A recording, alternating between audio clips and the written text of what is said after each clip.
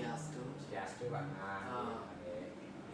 Mohon maaf Pak Dut, Pak Kepala Sekolah yang menghadap hari ini dengan tujuan untuk meminta izin kepada Bapak untuk yang sebagai CGP untuk melaksanakan tugas dan kewajiban saya. Untuk memenuhi itu kami harus melakukan diseminasi pada teman-teman guru di SMA Negeri 1 Dawan. Kapan rencananya Pak Nah? Saya melanjutkan Pak Tut. Jadi rencananya kita akan melaksanakan diseminasi di hari Senin. Senin lagi 2 hari ya. Sapu niki mungkin Pak Nah cara ngadek pengajian niki Adek. Kita kan punya space waktu setelah upacara bendera ke upacara kita kan pada jam 7.10 itu 2 jam pelajaran ya, sampai jam 9 itu sebetulnya. Nah kita pakai untuk pertemuan nanti Bapak, Pak Nah, saya Bu Adek Puja, silakan gunakan space itu. Ya, kira-kira bentuk diseminasi seperti apa ini siapa Bu? Jadi diseminasinya ini jadi kita akan berbagi pengalaman Bapak, berbagi pembelajaran mengenai budaya positif, keyakinan kelas, posisi kontrol, dan segitiga restitusi. Oh gitu. Segitiga restitusi namanya. Oh gitu. Jadi berkaitan dengan penanganan jika menemui kasus di sekolah. Oh gitu ya. Kira-kira bentuk apa ini ke depannya mungkin segitiga restitusi sebenarnya boleh ya? Bagaimana kita mengadakan pendekatan terhadap siswa dalam menangani siswa yang bermasalah dengan posisi-posisi yang nanti kami akan sampaikan pada saat itu diseminasi. Pak Nah, Adek dengan senang hati ya, apa yang Pak Nah lakukan selama ikut pendidikan guru penggerak niki, Adek juga lakukan yang terbaik. Satu, untuk menjalankan tugas Bapak, tugas Ibu ya di pendidikan guru penggerak niki. Astungkare mudah-mudahan bisa selesai dengan baik ya. Yang kedua, apa yang bisa dilakukan untuk memajukan sekolah niki? Lakukan yang terbaik ya. Konsultasikan kepada Tiang, kepada teman-teman. Nanti kita pasti selalu dukung ya. Kita berharap Semana Dawan ini kedepannya akan menjadi lebih baik dari sekarang. Terima kasih Pak Dut. Mereka barangkali bikin visi kita kan, cerdas moderator, berprestasi meneruskan pendidikan. Semoga bisa terwujud. Terima kasih juga Terima kasih. Sama-sama Pak Kadek. Mohon izin yang permisi. Lanjut Ibu. Terima kasih dan selamat pagi buat Bapak Ibu semua. Semoga masih dalam keadaan semangat walaupun di luar hujan. Pada hari ini Dwija dan Pak Nah akan melaksanakan diseminasi untuk tugas aksi nyata modul 1.4 mengenai budaya positif. Langsung saja Dwija akan mulai. Bapak Ibu sebelumnya Dwija minta maaf apabila ada kalimat atau perkataan nanti yang kurang berkenan sebelumnya. Mohon maaf sekali, bukan berarti di sini Dwija akan memberikan pembelajaran atau gimana, bukan. Dwija hanya berbagi mengenai apa yang Dwija sudah dapatkan selama Dwija mempelajari modul 1.4 mengenai budaya positif ini. Jadi budaya positif ini pada dasarnya kita sudah lakukan, sudah kita laksanakan dari dulu. Namun bagaimana sebenarnya jika dilihat dari teorinya? Secara tidak sadar kita sebagai pendidik sudah pasti akan menanamkan budaya positif ke siswa-siswa kita. Silakan Pak.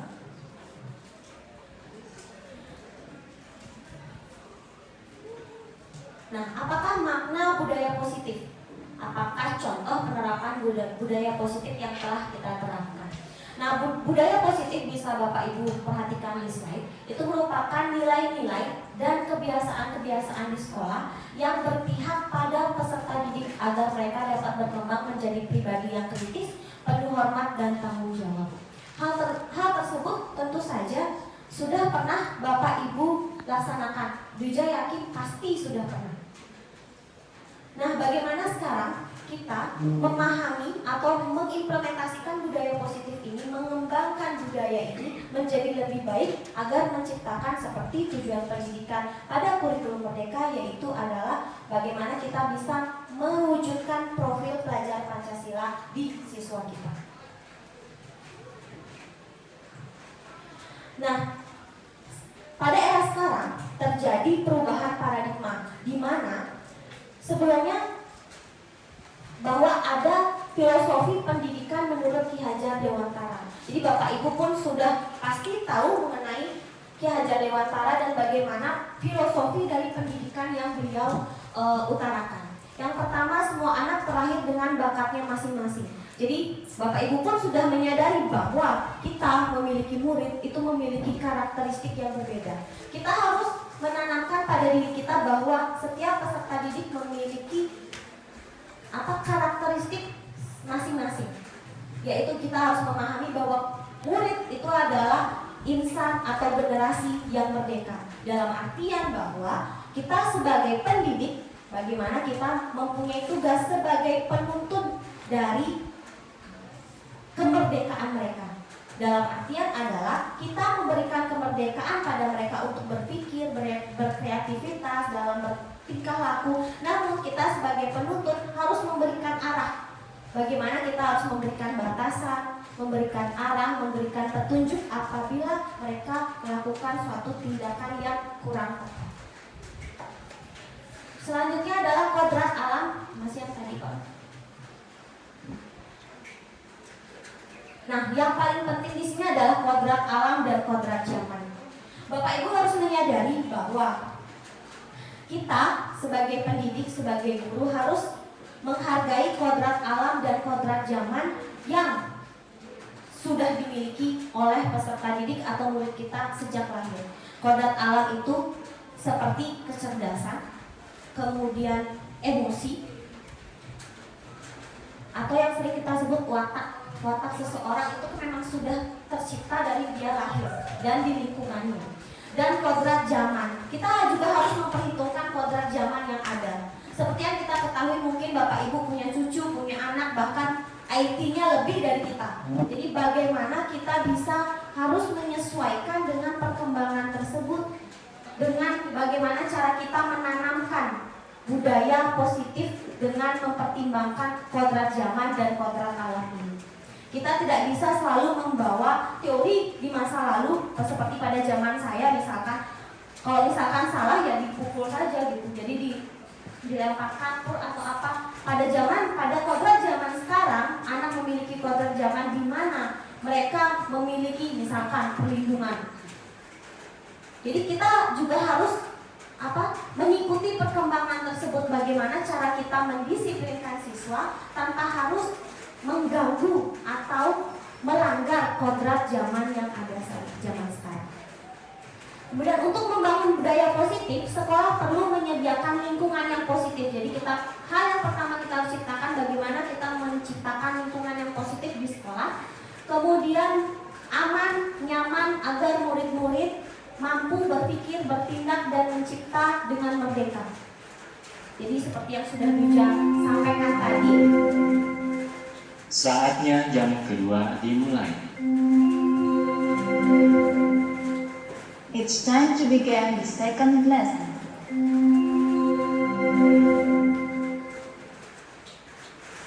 Bahwa generasi kita atau murid kita itu merupakan individu yang merdeka, mandiri dan bertanggung jawab.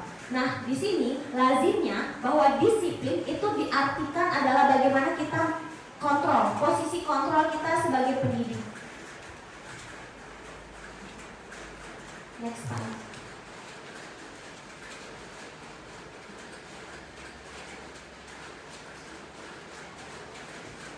Nah, jadi menurut penelitiannya William Glaser, di mana posisi kontrol atau kontrol teori ini sering disalahartikan atau sering sering bergeser maknanya. Kita mengalami sebuah kasus di mana ilusi guru mengontrol murid. Jadi kita sebagai guru itu selalu beranggapan bahwa ini murid kita harus kita kontrol. Jadi pada era sekarang berbeda dengan zaman dahulu. Jadi pada zaman dahulu murid itu bagaikan kertas putih. Kita harus menulisi dia. Jadi kita sebagai pena harus mengisi dia. Namun pada era sekarang posisi kontrol di sini adalah bagaimana guru bisa menuntun. kita harus mendekati siswa bukan berarti kita harus membatasi kegiatannya mereka.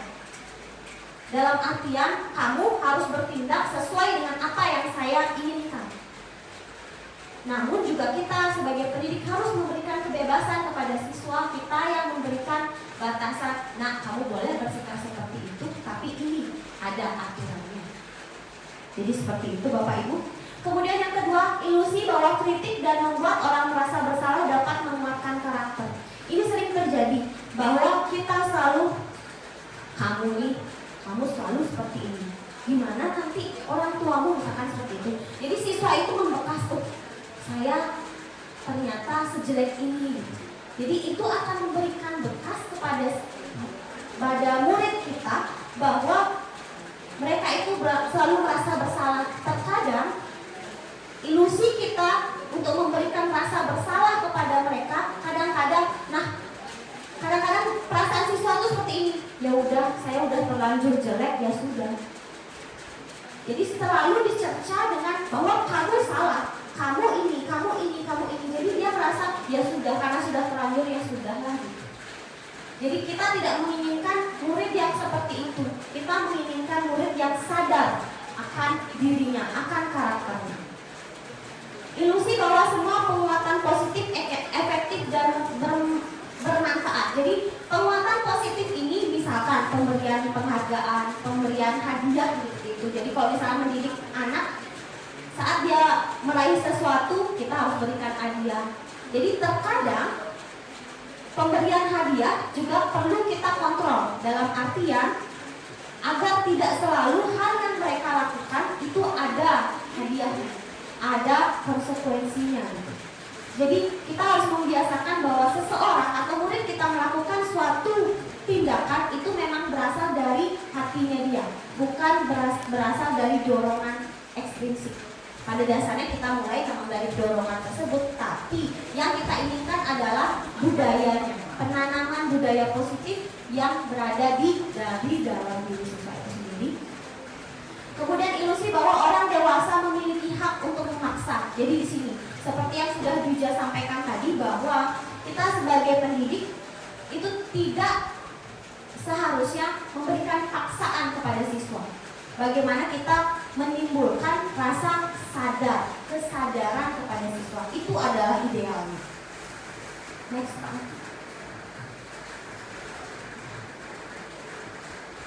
Nah, jadi ini adalah ideal dari kondisi sekarang. Jadi bagaimana dari paradigma stimulus respon. Jadi kalau pada zaman dulu ada stimulus respon, bagaimana sekarang kita rubah paradigma itu tersebut menjadi teori kontrol yang menghargai kemerdekaan itu.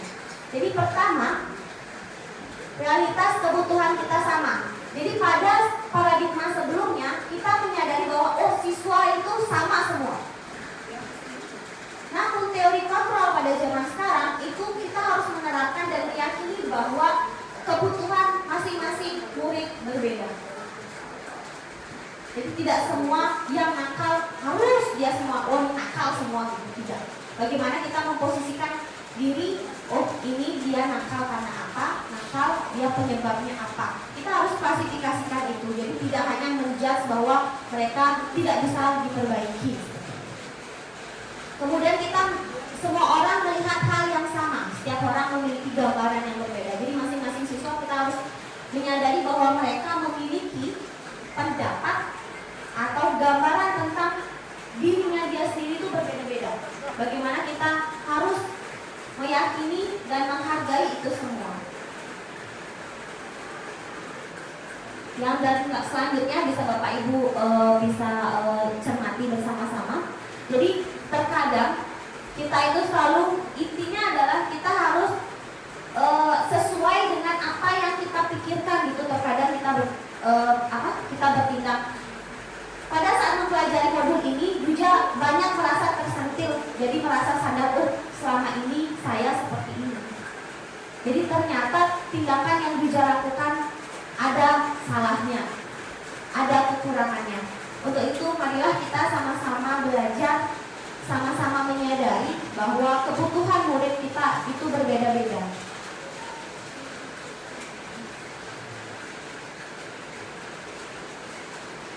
Nah, setelah kita menyadari hal tersebut, bagaimana posisi kontrol, maka baru kita akan menanamkan apa sih itu disiplin pada siswa.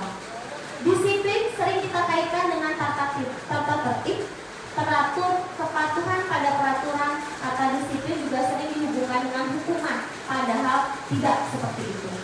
Jadi disiplin itu merupakan suatu tindakan yang berasal dari dalam diri individu tersebut untuk melaksanakan atau melakukan tindakan yang baik. Ya, Jadwalantara menyatakan bahwa untuk mencapai kemerdekaan atau dalam konteks pendidikan saat ini, untuk menciptakan murid yang merdeka, syarat utamanya adalah harus ada disiplin yang kuat. Disiplin yang dimaksud adalah disiplin diri yang memberikan motivasi internal. Jadi seperti yang sudah sampaikan tadi, bahwa disiplin tersebut bukan dari kita guru memberikan kamu harus A, B, C, tapi bagaimana kita menanamkan disiplin itu dari dalam diri siswa. Walaupun itu susah, mari asal kita niat, kita pasti bisa.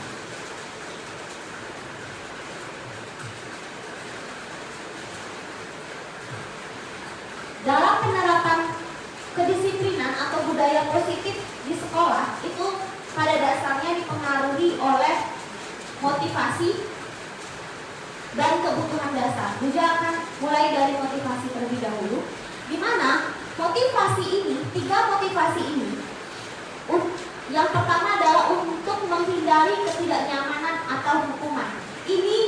Inilah yang biasanya terjadi pada murid kita. Bagaimana kita bisa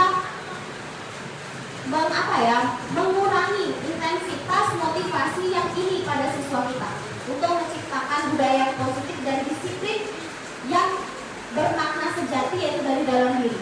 Jadi jangan biarkan siswa kita datang sebelum waktunya atau datang tepat waktu, itu biar tidak dihukum. Tapi bagaimana kita mengubah paradigma siswa bahwa datang sebelum waktunya atau datang tepat waktu itu agar di sekolah dia bisa mempersiapkan diri lebih, atau bisa berdiskusi di sekolah mengenai materi yang akan mereka pelajari. Bukan berarti mereka datang tepat waktu biar tidak dihukum atau dicatat oleh guru BK. Jadi seperti itu. Marilah kita sama-sama belajar, Bijaptu juga sama-sama belajar. Bapak Ibu di sini semua senior Bijap, jadi mohon juga berbagi pengalaman bagaimana caranya agar paradigma ini bisa kita rubah bersama-sama. Yang kedua adalah untuk mendapatkan imbalan atau penghargaan dari orang lain. Seperti yang sudah Bijap sampaikan tadi, bahwa motivasi ini, saya harus menjadi juara agar saya mendapatkan ini. Jadi bukan itu yang pada dasarnya kita harus capai, namun bagaimana siswa itu belajar dan mendapatkan pemahaman dan dia bisa terapkan suatu saat nanti setelah tamat belajar. Dan yang ketiga adalah untuk menjadi orang yang diinginkan dan menghargai diri sendiri dengan nilai-nilai yang mereka percaya. Motivasi inilah yang akan kita tuju. Kita akan belajar untuk mencapai motivasi ini. Bagaimana murid itu sadar untuk menjadi yang mereka inginkan, menjadi diri sendiri, memiliki kemerdekaan, menghargai nilai-nilai yang ada.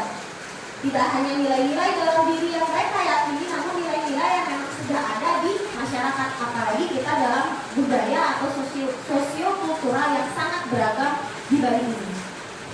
Kemudian adalah yang mendasari tindakan atau bagaimana kita menciptakan budaya positif itu adalah kebutuhan dasar manusia.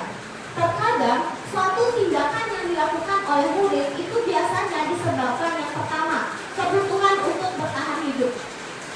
Terkadang kebutuhan bertahan hidup seperti misalkan finansial, kemudian makanan, yang seperti itu kebutuhan pokok. Jadi terkadang siswa bertindak demi memenuhi kebutuhan tersebut. Yang kedua adalah kasih sayang dan rasa diterima. Siswa kita sering melakukan kenakalan itu dipicu atau pemantiknya itu adalah rasa kurang dia terlalu sering dijudge bahwa wah kamu nih anak seperti ini, sudah dilabel. Jadi terkadang dia melakukan kesalahan atau tindakan yang kurang baik itu dia ingin pengakuan, ingin merasa diperhatikan, diberikan kasih sayang yang lebih. Kadang di rumah dia kurang kasih sayang, jadi dia di sekolah akan menunjukkan bahwa saya ini ada, saya perlu disayang. Yang ketiga adalah kebebasan. Kadang kita tidak sengaja, kita semua pasti menyadari kita tidak mungkin memaksakan. Cuman ketidaksengajaan kita pada siswa atau pada murid itu terkadang mengganggu kebebasan mereka untuk berkarya atau untuk melakukan kreativitas. Oleh karena itu, terkadang kekesalan mereka karena tidak diberikan kebebasan untuk berkreasi, itulah yang menyebabkan mereka terkadang membuat pelanggaran. Nah, sekarang bagaimana cara kita sebagai guru untuk memberikan batasan tanpa harus mengganggu kebebasan tersebut? Kita harus berdiskusi bersama-sama, sering bertukar pikiran. Bapak Ibu berbagi kepada kami yang junior, Bapak Ibu yang senior, memberikan pandangannya, pengalamannya kepada kami dan saling berbagi. Yang muda juga memberikan bahwa perkembangan zaman ini yang terjadi. Bapak Ibu yang lain memberikan masukan bahwa ini yang harus kita lakukan bersama-sama. Intinya adalah kolaborasi kita semua. Kemudian adalah penguasaan atau power. Jadi dia ingin memperlihatkan bahwa saya ada, saya memiliki kekuatan. Jadi terkadang tindakan yang melanggar tersebut itu didasari oleh rasa ingin menunjukkan diri, jadi seperti ini.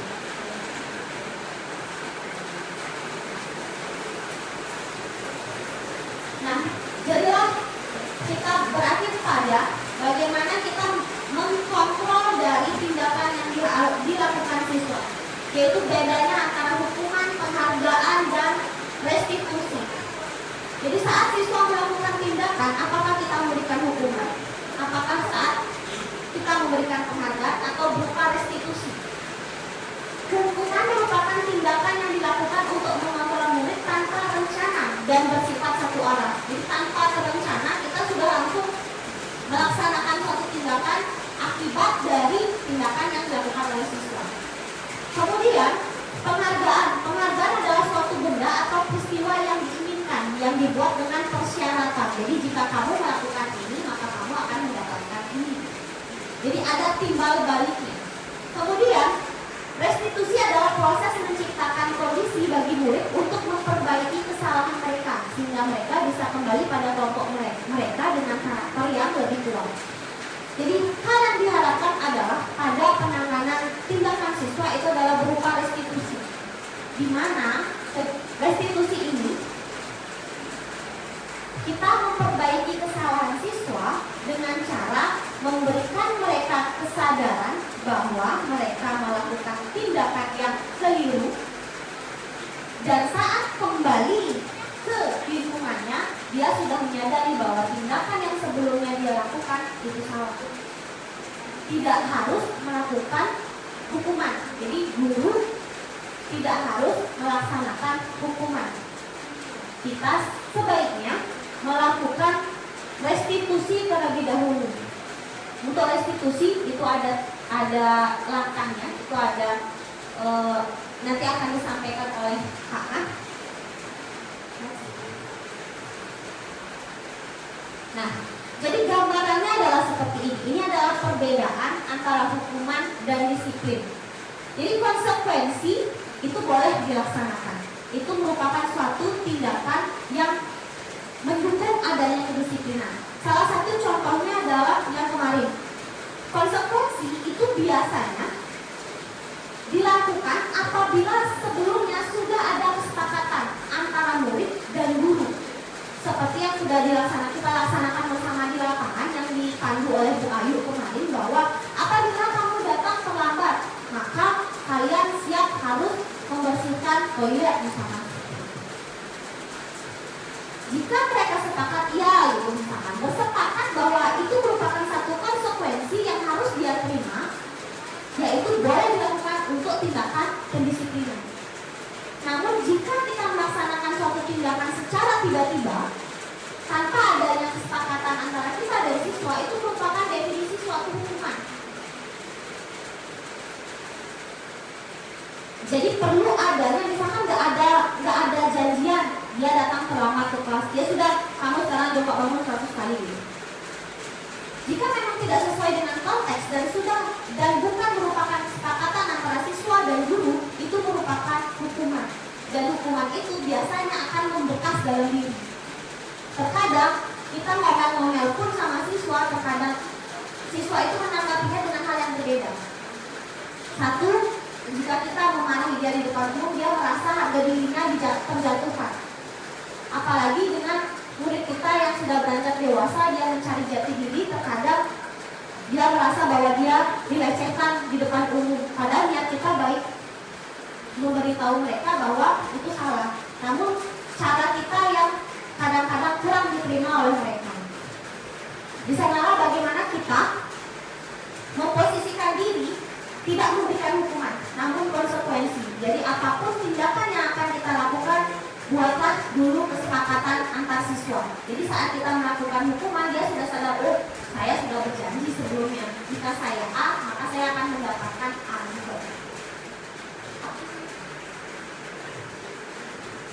Nah ini selanjutnya perilaku pasif agresif, konsekuensinya penguatan hanya bertahan dalam jangka waktu pendek, masalah terpecahkan.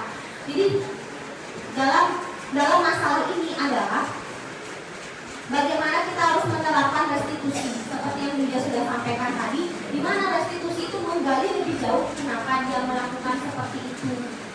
Yang kedua, bagaimanakah cara dia menyadari kesalahannya. Yang ketiga adalah menanyakan keyakinannya dia, seberapa yakin dia tidak akan mengulangi perbuatan tersebut. Jika kita sudah melakukan restitusi, namun dia tetap melakukan hal yang sama, di situ kita berhak untuk melakukan konsekuensi. Berdasarkan keyakinan, kita kan pasti sudah bersepakat saat kita menanyakan keyakinan, itu kan kita pasti sudah bersepakat bahwa saat saya melakukan abu, ya saya untuk melakukan konsekuensi, melakukan restitusi, dan memberikan mereka kesadaran bahwa keyakinan yang tindakan yang dia lakukan itu sudah melanggar keyakinan yang mereka sudah sepakati. Jadi ini adalah kita gunakan sebagai dasar kita dalam melakukan sebuah kontrol terhadap peserta didik atau murid kita. Jadi keyakinan kelas adalah nilai-nilai kebajikan atau prinsip-prinsip universal yang disepakati bersama, lepas dari latar belakang suku, negara, dan agama. Dengan adanya keyakinan kelas ini diharapkan dapat mewujudkan tujuan pendidikan. Pada kurikulum Merdeka ini tujuan pendidikan kita adalah mewujudkan profil pelajar Pancasila. Jadi mana keyakinan kelas yang Bapak Ibu harus lakukan atau harus sepakati bersama siswa adalah mengarah pada 6 profil pelajar Pancasila. Pembentukan keyakinan kelasnya bisa Bapak Ibu lakukan pertama dengan cara memberikan kesempatan pada siswa untuk mengungkapkan keyakinan apa sih yang ada pada diri mereka, kemudian menempelkan tersebut ke dalam kertas atau di papan dulu. Setelah itu baru kita akan membuat kesepakatan. Jadi di satu kelas tersebut, jika ada siswa yang melanggar keyakinan tersebut, otomatis dia paham, oh saya melanggar keyakinan kelas yang mana. Jadi setelah kita sepakati, jadi saat mereka melakukan tindakan yang tidak sesuai, maka dia sudah pasti paham, saya melakukan tindakan yang kurang tepat. Jika ada konsekuensi, maka saya siap melaksanakan konsekuensi seperti itu.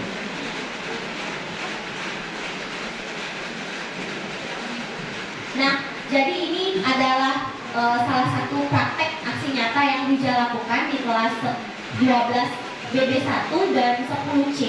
Jadi mereka di mana masing-masing siswa memberikan atau mengungkapkan keyakinan. Pertama keyakinan diri dulu, baru kita gabungkan menjadi suatu keyakinan kelas. Keyakinan kelas ini harus disepakati oleh seluruh siswa. Dan kemudian sebagai bentuk tanggung jawab mereka, sebagai bentuk seperti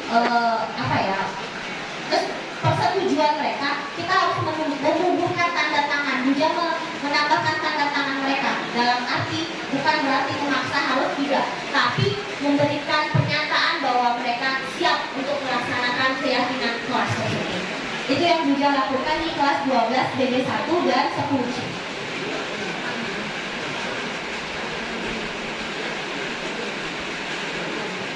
Nah, untuk bagian bijak hanya sampai dengan keyakinan kelas. Untuk selanjutnya bagaimana proses restitusi, kemudian 5 posisi kontrol yang ada itu akan dilanjutkan oleh Pak Naharias. Untuk kesempatan dijadikan. Silakan. Dasarnya kita sudah lakukan, sudah kita laksanakan dari dulu.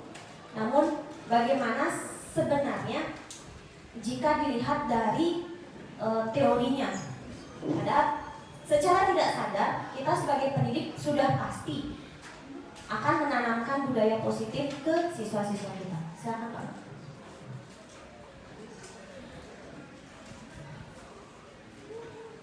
Nah, apakah makna budaya positif? Apakah contoh penerapan budaya positif yang telah kita terapkan? Nah, budaya positif bisa Bapak Ibu perhatikan di slide. Itu merupakan nilai-nilai dan kebiasaan-kebiasaan di sekolah yang berpihak pada peserta didik agar mereka dapat berkembang menjadi pribadi yang kritis, penuh hormat dan tanggung jawab. Hal tersebut tentu saja sudah pernah Bapak Ibu laksanakan. Bija yakin pasti sudah pernah.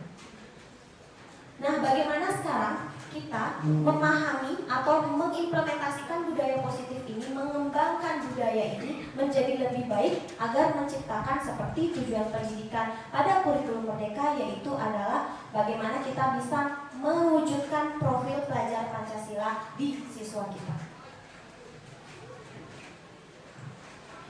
Nah, pada era sekarang terjadi perubahan paradigma di mana sebelumnya bahwa ada filosofi pendidikan menurut Ki Hajar Dewantara. Jadi Bapak Ibu pun sudah pasti tahu mengenai Ki Hajar Dewantara dan bagaimana filosofi dari pendidikan yang beliau utarakan. Yang pertama, semua anak terlahir dengan bakatnya masing-masing. Jadi Bapak Ibu pun sudah menyadari bahwa kita memiliki murid itu memiliki karakteristik yang berbeda. Kita harus menanamkan pada diri kita bahwa setiap peserta didik memiliki karakteristik masing-masing. Yaitu kita harus memahami bahwa murid itu adalah insan atau generasi yang merdeka. Dalam artian bahwa kita sebagai pendidik, bagaimana kita mempunyai tugas sebagai penuntun dari kemerdekaan mereka. Dalam artian adalah kita memberikan kemerdekaan pada mereka untuk berpikir, berkreativitas dalam tingkah laku. Namun kita sebagai penuntut harus memberikan arah. Bagaimana kita harus memberikan batasan, memberikan arah, memberikan petunjuk apabila mereka melakukan suatu tindakan yang kurang tepat. Selanjutnya adalah kodrat alam. Masih yang tadi Pak. Nah, yang paling penting di sini adalah kodrat alam dan kodrat zaman. Bapak Ibu harus menyadari bahwa kita sebagai pendidik, sebagai guru harus menghargai kodrat alam dan kodrat zaman yang sudah dimiliki oleh peserta didik atau murid kita sejak lahir. Kodrat alam itu seperti kecerdasan, kemudian emosi, atau yang sering kita sebut watak. Watak seseorang itu memang sudah tercipta dari dia lahir dan di lingkungannya. Dan kodrat zaman, kita juga harus memperhitungkan kodrat zaman yang ada. Seperti yang kita ketahui, mungkin Bapak Ibu punya cucu, punya anak, bahkan IT-nya lebih dari kita. Jadi bagaimana kita bisa harus menyesuaikan dengan perkembangan tersebut, dengan bagaimana cara kita menanamkan budaya positif dengan mempertimbangkan kodrat zaman dan kodrat alam ini. Kita tidak bisa selalu membawa teori di masa lalu seperti pada zaman saya, misalkan kalau misalkan salah ya dipukul saja gitu, jadi dilempar kapur atau apa. Pada kodrat zaman sekarang, anak memiliki kodrat zaman di mana mereka memiliki misalkan perlindungan. Jadi kita juga harus mengikuti perkembangan tersebut, bagaimana cara kita mendisiplinkan siswa tanpa harus mengganggu atau melanggar kodrat zaman yang ada zaman sekarang. Kemudian untuk membangun budaya positif, sekolah perlu menyediakan lingkungan yang positif. Jadi hal yang pertama kita harus ciptakan bagaimana kita menciptakan lingkungan yang positif di sekolah. Kemudian aman, nyaman agar murid-murid mampu berpikir, bertindak, dan mencipta dengan merdeka. Jadi seperti yang sudah Duja sampaikan tadi. Saatnya jam kedua dimulai. It's time to begin the second lesson.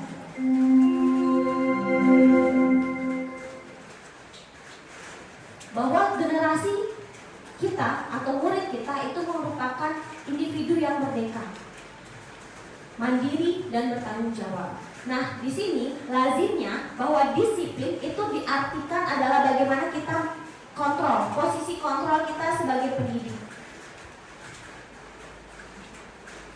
Next slide.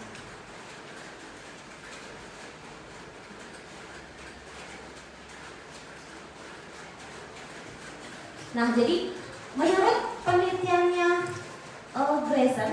William Glaser, di mana posisi kontrol atau kontrol teori ini sering disalahartikan atau sering sering bergeser maknanya. Kita mengalami sebuah kasus di mana ilusi guru mengontrol murid. Jadi kita sebagai guru itu selalu beranggapan bahwa ini murid kita harus kita kontrol. Jadi pada era sekarang berbeda dengan zaman dahulu. Jadi pada zaman dahulu murid itu bagaikan kertas putih. Kita harus menulisi dia. Jadi kita sebagai pena harus mengisi dia. Namun pada era sekarang posisi kontrol di sini adalah bagaimana guru bisa menuntun. Kita harus mendekati siswa, bukan berarti kita harus membatasi kegiatan mereka. Dalam artian kamu harus bertindak sesuai dengan apa yang saya inginkan. Namun juga kita sebagai pendidik harus memberikan kebebasan kepada siswa kita yang memberikan batasan. Nah, kamu boleh bersikap seperti itu, tapi ini ada aturannya. Jadi seperti itu Bapak Ibu. Kemudian yang kedua, ilusi bahwa kritik dan membuat orang merasa bersalah dapat menguatkan karakter. Ini sering terjadi bahwa kita selalu kamu selalu seperti ini. Gimana nanti orang tuamu misalkan seperti itu. Jadi siswa itu membekas saya ternyata sejelek ini. Jadi itu akan memberikan bekas kepada murid kita bahwa mereka itu selalu merasa bersalah. Terkadang ilusi kita untuk memberikan rasa bersalah kepada mereka kadang-kadang perasaan siswa itu seperti ini. Ya udah, saya udah terlanjur jelek, ya sudah. Jadi selalu dicerca dengan bahwa kamu salah, kamu ini. Jadi dia merasa ya sudah, karena sudah terlanjur ya sudah lah.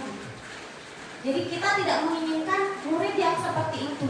Kita menginginkan murid yang sadar akan dirinya, akan karakternya. Ilusi bahwa semua penguatan positif efektif dan bermanfaat. Jadi penguatan positif ini misalkan pemberian penghargaan, pemberian hadiah gitu. Jadi kalau misalnya mendidik anak, saat dia meraih sesuatu kita harus berikan hadiah. Jadi terkadang pemberian hadiah juga perlu kita kontrol, dalam artian agar tidak selalu hal yang mereka lakukan itu ada hadiahnya, ada konsekuensinya. Jadi kita harus membiasakan bahwa seseorang atau murid kita melakukan suatu tindakan itu memang berasal dari hatinya dia, bukan berasal dari dorongan ekstrinsik. Pada dasarnya kita mulai memang dari dorongan tersebut, tapi yang kita inginkan adalah budayanya, penanaman budaya positif yang berada di dalam diri siswa itu sendiri. Kemudian ilusi bahwa orang dewasa memiliki hak untuk memaksa. Jadi di sini seperti yang sudah Duja sampaikan tadi, bahwa kita sebagai pendidik itu tidak seharusnya memberikan paksaan kepada siswa. Bagaimana kita menimbulkan rasa kesadaran kepada siswa, itu adalah idealnya. Next, Pak.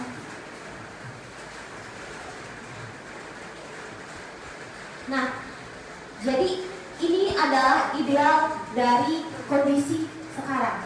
Jadi bagaimana dari paradigma stimulus respon. Jadi kalau pada zaman dulu ada stimulus respon, bagaimana sekarang kita rubah paradigma itu tersebut menjadi teori kontrol. Teori kontrol yang menghargai kemerdekaan itu.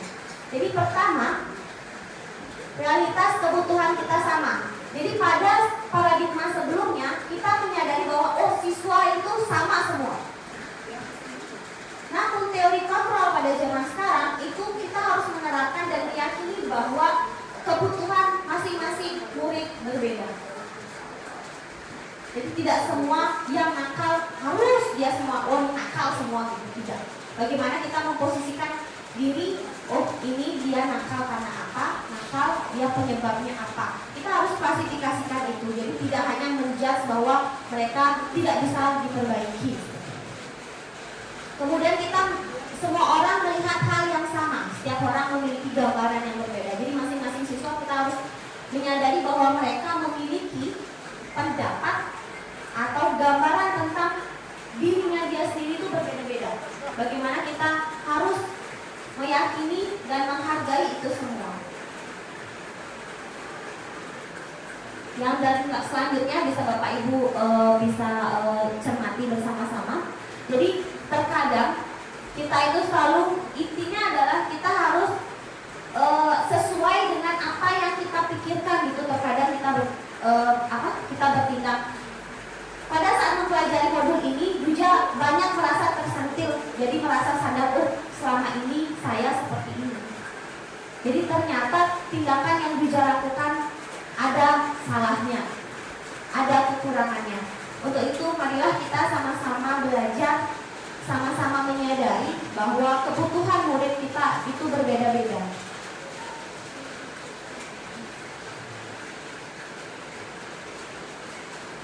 Nah, setelah kita menyadari hal tersebut, bagaimana posisi kontrol, maka baru kita akan menanamkan apa sih itu disiplin pada siswa. Disiplin sering kita kaitkan dengan tata tertib, teratur, kepatuhan pada peraturan. Kata disiplin juga sering dihubungkan dengan hukuman, padahal tidak seperti itu. Jadi disiplin itu merupakan suatu tindakan yang berasal dari dalam diri individu tersebut untuk melaksanakan atau melakukan tindakan yang baik.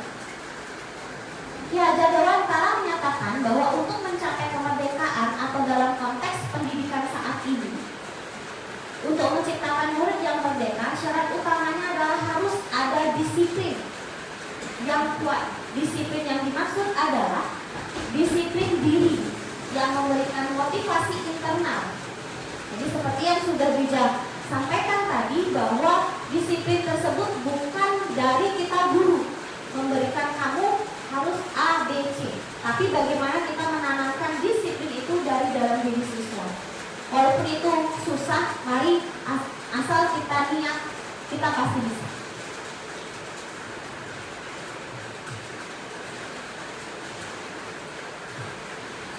Dalam penerapan kedisiplinan atau budaya positif di sekolah itu pada dasarnya dipengaruhi oleh motivasi dan kebutuhan dasar. Buja akan mulai dari motivasi terlebih dahulu, di mana motivasi ini, 3 motivasi ini, yang pertama adalah untuk menghindari ketidaknyamanan atau hukuman.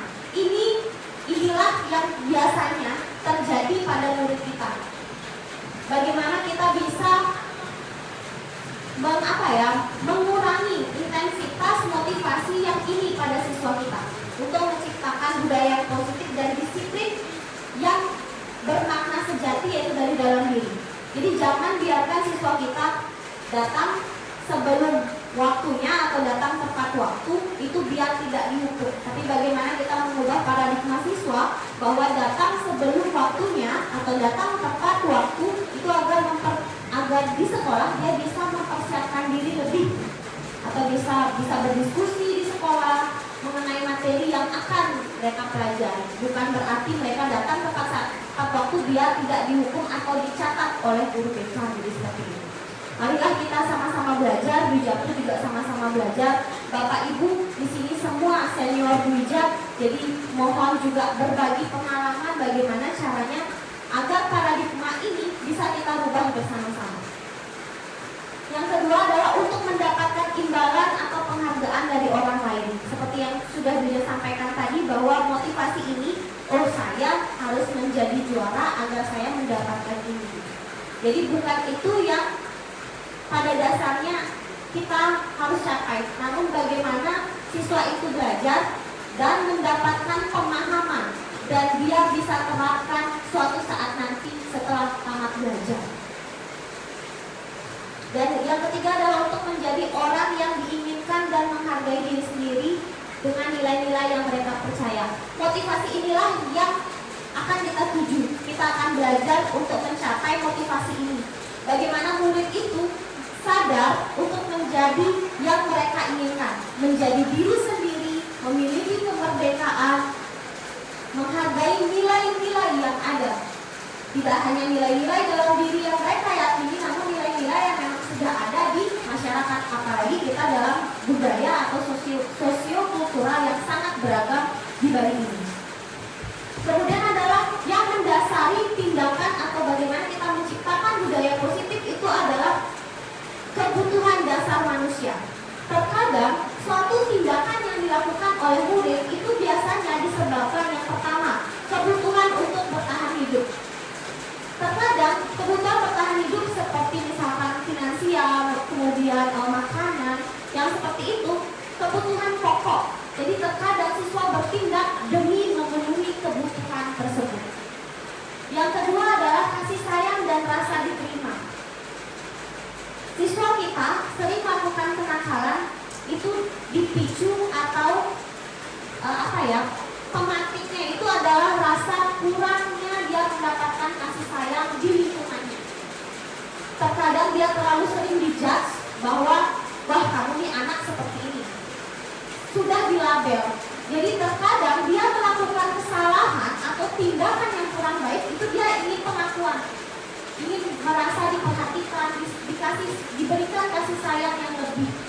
Kadang di rumah dia kurang kasih sayang, jadi dia di sekolah akan menunjukkan bahwa saya ini ada, saya perlu disayang.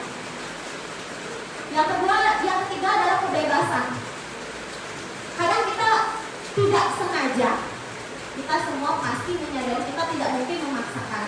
Cuman ketidaksengajaan kita pada siswa atau pada murid itu terkadang mengganggu kebebasan mereka untuk berkarya atau untuk melakukan kreativitas. Oleh karena itu, terkadang kekesalan mereka karena tidak diberikan kebebasan untuk berkreasi, itulah yang menyebabkan mereka terkadang membuat pelanggaran.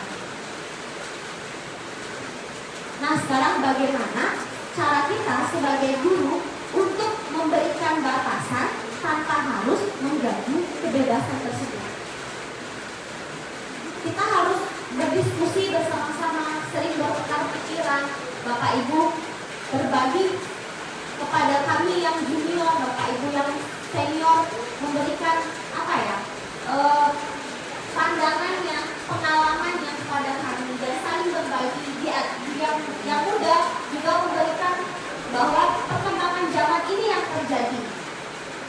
Bapak Ibu yang lain memberikan masukan bahwa ini yang harus kita lakukan bersama-sama. Intinya adalah kolaborasi kita semua.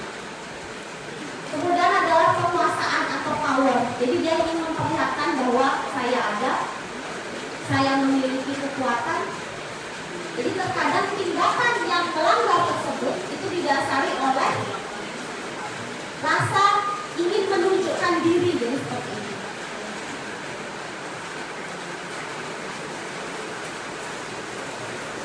Nah, jadilah kita berakhir pada bagaimana kita mengkontrol dari tindakan yang dilakukan siswa, yaitu bedanya antara hukuman, penghargaan, dan restitusi. Jadi saat siswa melakukan tindakan, apakah kita memberikan hukuman? Apakah saat kita memberikan penghargaan atau berupa restitusi?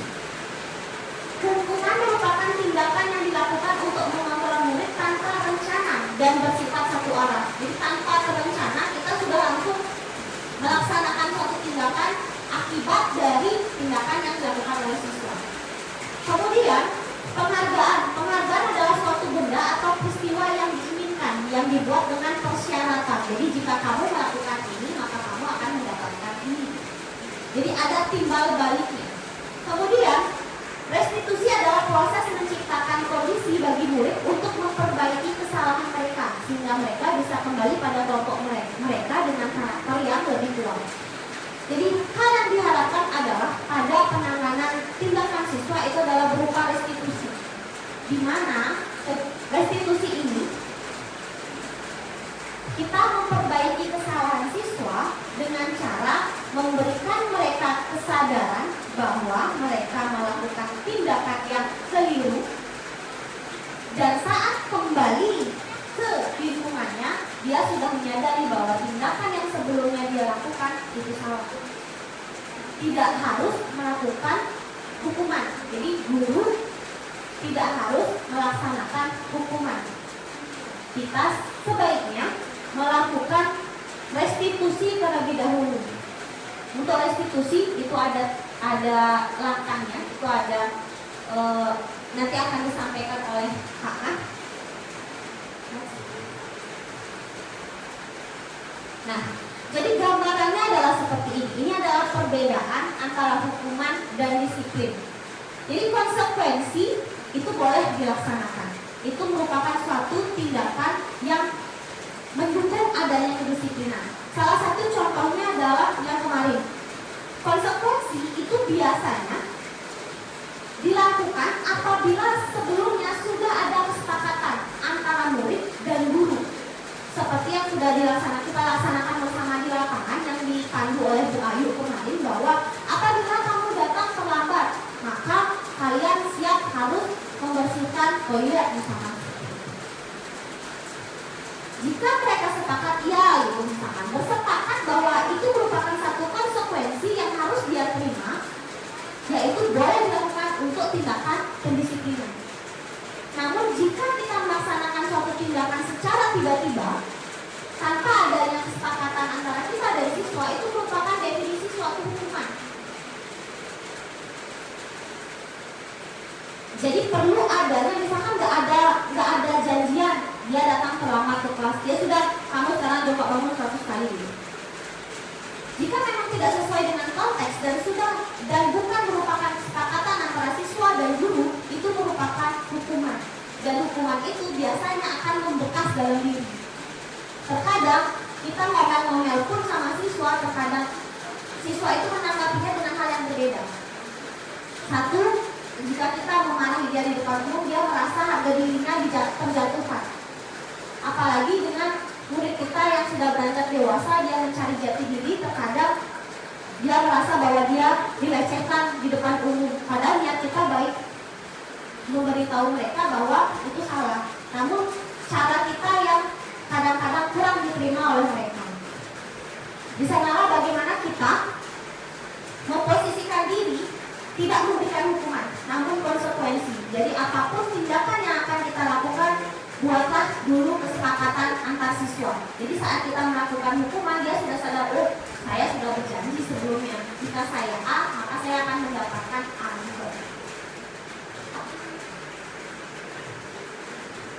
Nah ini selanjutnya perilaku pasif agresif, konsekuensinya penguatan hanya bertahan dalam jangka waktu pendek, masalah terpecahkan. Jadi dalam masalah ini adalah bagaimana kita harus menerapkan restitusi seperti yang dia sudah sampaikan tadi, di mana restitusi itu menggali lebih jauh kenapa dia melakukan seperti itu. Yang kedua, bagaimana cara dia menyadari kesalahannya. Yang ketiga adalah menanyakan keyakinannya dia, seberapa yakin dia tidak akan mengulangi perbuatan tersebut. Jika kita sudah melakukan restitusi, namun dia tetap melakukan hal yang sama, di situ kita berhak untuk melakukan konsekuensi. Berdasarkan keyakinan, kita kan pasti sudah bersepakat saat kita menanyakan keyakinan, itu kan kita pasti sudah bersepakat bahwa saat saya melakukan abu, ya saya. Setelah kami jalani di sini, kami berkolaborasi dengan Bapak Ibu guru yang hebat, yang senior, bahkan yang dulunya sempat bertugas di sekolah unggulan, baik senior dalam kinerja, dalam usia. Kami merasa kami perlu mendapatkan suatu berbagi pengalaman dari Bapak Ibu. Jadi betul ada istilah Bapak Ibu yang senior kaya akan pengalaman, sudah selayaknya kami yang muda wajib untuk memperdalam ilmu untuk bisa kami kolaborasikan dengan Bapak Ibu yang senior. Jadi mohon selalu dukungan, mohon selalu petunjuk dari Bapak Ibu. Nah, kemudian hal yang lanjut adalah berkaitan dengan posisi kontrol guru. Nah, ini masih berkaitan dengan apa yang tadi disampaikan oleh rekan kami, Ibu Ija. Jadi kaitannya dengan hukuman, restitusi, dan konsekuensi.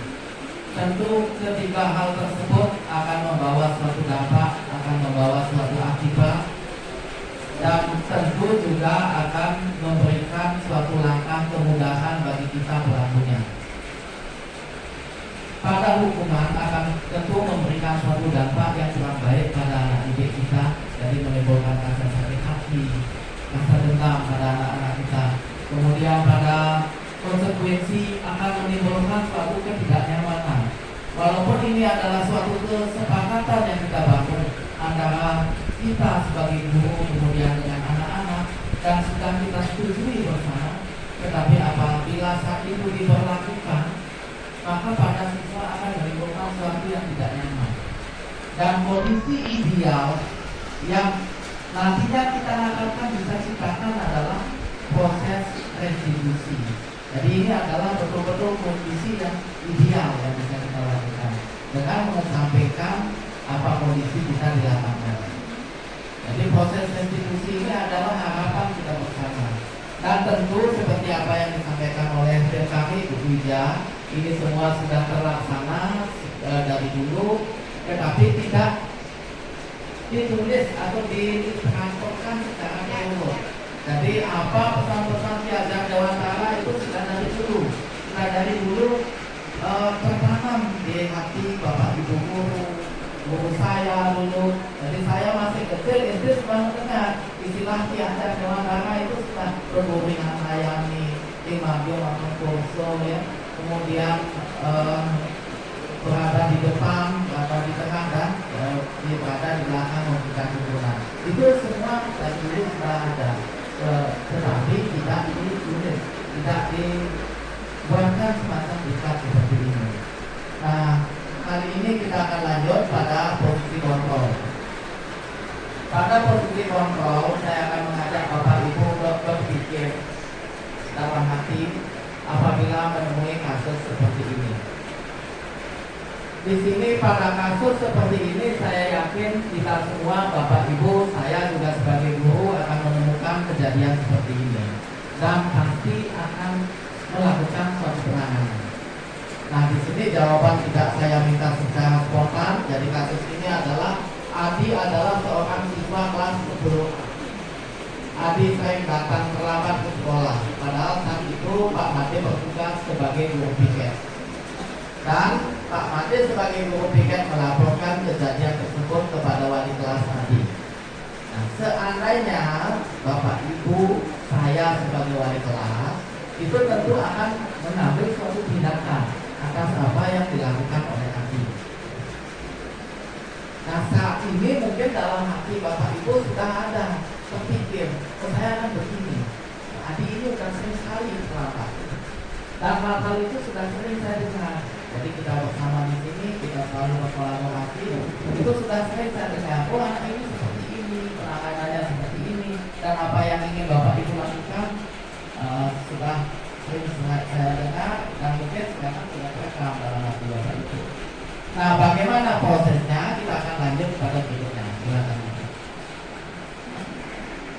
Nah, di sini Dr. William Glaser yang tadinya memberikan tentang teori kontrol, kemudian akan berkaitan dengan teori Diane Gosen, ini berkaitan dengan proses restitusi. Ya. Jadi pada prinsipnya ini ada 5 posisi kontrol. Jadi yang mencakup posisi kontrol itu adalah posisi sebagai penghukum, kemudian posisi sebagai pembuat rasa bersalah, posisi sebagai teman, selanjutnya posisi sebagai memberikan rasa kenyamanan pada siswa. Silakan lanjut dulu. Nah, ini adalah 5 posisi kontrol yang ada. Jadi penghukum, kemudian pembuat rasa bersalah, kemudian posisi sebagai teman, posisi sebagai pemantau, dan posisi sebagai manajer. Seperti halnya hukuman, konsekuensi, dan restitusi, tentu di sini ada kondisi idealnya. Jadi kalau pada hukuman, konsekuensi, dan restitusi, yang ideal itu adalah kita bisa melakukan suatu restitusi pada anak kita. Nah, pada posisi kontrol ini juga ada kondisi idealnya. Nah, saya kembali ke kasus tadi. Yang pertama, ada yang menangani seperti ini.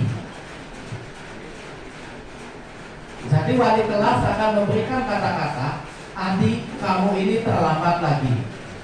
Pasti terlambat lagi. Selalu akan terlambat lagi. Kapan bisa datang tepat waktu?" Ada wali kelas yang memberikan penanganan seperti itu. Nah, untuk penanganan seperti ini akan tergolong pada posisi penghukum. Jadi seorang penghukum bisa menggunakan hukuman fisik maupun verbal. Orang-orang yang menjalankan posisi penghukum senantiasa mengatakan bahwa sekolah memerlukan sistem atau alat yang dapat lebih menekan murid-murid lebih dalam lagi. Jadi dengan tekanan murid akan tertib, murid akan berhasil. Nah, seperti itu untuk penghukum. Nah, kemudian gaya gerak tubuh dan bahasa yang digunakan, nada suara tinggi, mata melotot, dan jari-jari menunjuk mengabdik. Seakan-akan hal itu spontan kita lakukan. Jadi spontan. Saya tidak pernah berlatih memberikan mata, tidak pernah berlatih untuk suara tinggi, tetapi di saat kita mengambil peran sebagai posisi penghukum, hal itu spontan terjadi pada diri kita. Jadi mungkin Bapak Ibu selaras dengan pemikiran saya. Kalau misalnya nanti ada tanggapan yang mungkin jauh tidak sesuai dengan apa yang saya sampaikan, silakan mohon masukannya. Nah, hasil yang diperoleh dari posisi penghukum ini adalah kemungkinan murid marah. Jadi begitu kita melakukan tindakan, murid marah. Sering kita melihat, saya ngomong, murid ngegas, dan mendendam atau bersifat agresif. Jadi berkali-kali hal ini diterima oleh siswa dan menimbulkan rasa dendam pada diri siswa. Nah, itu untuk kaitannya pada posisi kontrol menghukum. Nah, kita lanjut pada yang kedua. Masih dalam kasus Adi, ada wali kelas yang memberikan penanganan seperti ini. "Adi, kamu ini bagaimana? Kamu sudah berjanji sama ibu tidak akan terlambat lagi." Kata-katanya lebih lembut dari yang pertama. "Kamu kenapa?" "Ya, senang sekali mengecewakan ibu." "Jadi kamu kenapa ya? Kok senang sekali mengecewakan ibu?" Guru itu menunjukkan kekecewaan di depan siswa. Ibu benar-benar kecewa sekali, sehingga dengan kata-kata seperti itu dan didukung oleh raut wajah dan cara guru berbicara yang betul-betul kecewa di depan murid, murid itu akan merasa kasihan dengan guru. Nah, ini akan membuat rasa yang bersalah di dalam hati siswa, sehingga posisi seperti ini akan masuk ke dalam posisi pembuat merasa bersalah. Nah, pada posisi ini biasanya guru akan bersuara lebih lembut dibandingkan posisi penghukum. Itu ya dimaksudkan. Pembuat rasa bersalah akan menggunakan keheningan yang membuat orang lain merasa tidak nyaman. siswa di sini tidak marah, tidak agresif, tidak dendam, tetapi rasa dalam hatinya itu tidak nyaman karena ada rasa bersalah. Jadi seperti halnya kita, rasa bersalah dengan seseorang, mungkin tidur juga tidak nyaman, masih kita bawa dalam pikiran. Dan bayangkan kalau hal itu akan terjadi terus-menerus pada siswa kita. Nah, kemudian ada suaranya itu memelas, ya, mungkin sudah Bapak Ibu baca tadi. Kemudian gerak tubuhnya merapat pada anak, jadi bisa mungkin yang ibu dengan siswa wanita sejenis bisa sambil memeluk siswanya, atau saya dengan murid saya yang laki-laki itu bisa sambil memeluk, merangkulnya, meraba kepalanya sambil bicara seperti itu. Jadi murid akan merasa bersalah telah mengecewakan gurunya atau orang tuanya. Murid akan merasa menjadi orang yang gagal dan tidak sanggup membahagiakan orang lain. Jadi hal-hal ini akan terkesan sampai dan terbawa sampai siswa itu lanjut bekerja, membangun rumah tangga, akan terbawa seperti itu. Nah, kita lanjut pada posisi yang ketiga, silakan. Saya masih dalam kasus tadi, dalam kasus Adi. Nah, kemudian misalnya saya sebagai wali akan bertindak seperti ini. Adi, ayolah kamu, bagaimana sih kamu? Kemarin kamu sudah janji ke Bapak, bukan? Kenapa terlambat lagi? Sambil tertawa. Jadi mungkin ya kalau saya ulang, ya, Adi, ayolah, bagaimana sih kamu? Kemarin itu kamu sudah janji ke Bapak untuk tidak terlambat lagi, sambil mengeluh, sambil tertawa, ya. Sehingga siswa di sini seolah-olah merasa menjadi teman, menjadi sahabat guru. Dan ini sering kita dengar dari guru bahwa pembelajaran akan lebih baik kalau siswa guru bisa hadir sebagai teman, sebagai sahabat, tetapi tentu dalam konteks tertentu. Ya sudah, tidak apa-apa, duduk dulu sana, nanti Pak Guru bantu. Nah, juga sampai senyum-senyum, sehingga rasa bersalah siswa juga tidak ada, rasa menyesal pada siswa juga tidak ada. Jadi guru pada posisi ini tidak akan menyakiti murid, namun akan tetap berupaya mengontrol murid melalui persuasif. Jadi pendekatannya sebagai teman, menggunakan kata-kata dengan hubungan baik dan humor untuk mempengaruhi seseorang. Jadi berupaya mempengaruhi seseorang dengan pendekatan yang baik, dengan humor, tertawa. Nada suara di sini ramah, akrab dan bercanda. Bahasa tubuh merapat pada murid, mungkin agak mirip dengan tadi pembuat rasa bersalah. Kemudian hasil positifnya hubungan baik yang terjalin antara guru dan murid. Dan bahkan mungkin saya sendiri sering dan sampai saat ini juga sering melakukan hal ini di sekolah, juga di rumah seperti itu, ya, dengan tujuan mendapatkan masukan atau keterbukaan dari murid, dari anak-anak saya. Nah, hasil negatifnya murid bergantung kepada guru tersebut di saat nanti bukan kita gurunya, jadi tetapi guru yang lain yang tidak mungkin posisinya sama seperti kita. Jadi murid membedakan perlakuan dengan guru lain. Nah, guru lain dia akan membeda-bedakan, guru ini bolong, guru ini baik, dan dia tidak curhat, gitu. Sementara guru ini jauh, gitu. Nah, ini kelemahan dari posisi sebagai teman. Silakan. Kita lanjut posisi yang keempat sebagai pemantau. Saya masih di kasus Adi. Nah, ini adalah suatu percakapan. Nah, guru akan berkata, Adi, tahukah kamu jam berapa kita memulai? Adi menjawab, tahu Bu. Kemudian guru kembali memberikan komentarnya, kamu terlambat 15 menit. Apakah kamu sudah mengerti konsekuensi yang harus dilakukan jika terlambat? Nah, ini disampaikan tadi oleh Bu Ija. Kemudian Adi menjawab, pertama, paham Bu, saya harus tinggal kelas pada jam istirahat nanti dan tinggal di kelas ya, mohon maaf. Saya harus tinggal di kelas pada jam istirahat nanti dan mengerjakan tugas ketertinggalan saya. Jadi selama dia tidak mengikuti. Kemudian guru menjawab, iya benar, nanti pada saat jam istirahat kamu harus tinggal di kelas untuk menyelesaikan tugas yang tertinggal tadi. Dan saya tunggu. Ini sudah disampaikan oleh Bu Ija tadi adalah sebuah konsekuensi. Ya, pemantau itu akan selalu berpatokan pada aturan, pada konsekuensi.